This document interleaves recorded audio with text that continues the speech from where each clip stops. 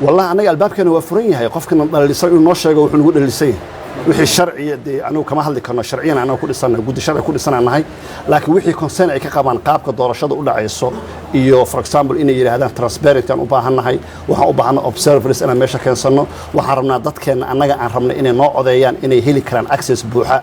أو حلوق كمان كرو وحاصل ديار أنا قدي مربنا وكهذلنا بدي سامي السياسة دا هو دا وماذا حوين طبعا منسلوسين في محا خضار ويدل يجا ملح جرتين وملها هذا الشيء هذه الفكرة دوري لستين محاي كذا صوب حي ولا تشير دعير أو عن لصة مايني دمان شعبي الصومالي قيبوه ذكر الدوان ورهذا بالشدة رايتك دمرك دنيرة علماء الدينك دنياش السياسة الصومالية iyo ururada siyaasadda ee diiwaanka shanaa oo numberkoodu gaarayo 110 urur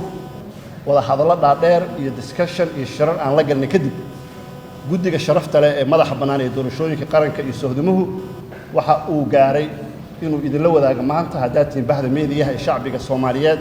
meel kasta ay joogaan in maanta oo bishii January ay tahay 20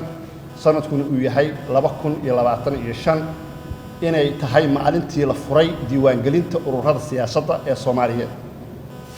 maanta oo bishu ay tahay 20 sanadku uu yahay 2025 waxa furan diiwaangelinta ururada siyaasadda ee Soomaaliyeed waana laba qaybood ururo waa noo diiwaan gashanaayeen waa 100 kuwaas waxa laga rabaa inay foomka cusub buuxiyaan shuruudaha cusub iyo sharciyada cusubna ay raacaan wax lacaga laga ma rabo oo fee ah oo laga qaadi doono Soomaaliya inuu u furmaan rabnaa wajh cusub وعصب من أبريو قفل بالصومالي وحرمنا ماشي وجوجو إن عشان توق عض بحنت وجيني وحنفرنا لمان أمد الصومالي ميركش توجن جودي يجيبه إن نلاش قيان وح الله عليه وحيد تلو ذا ونوفر أنت هاي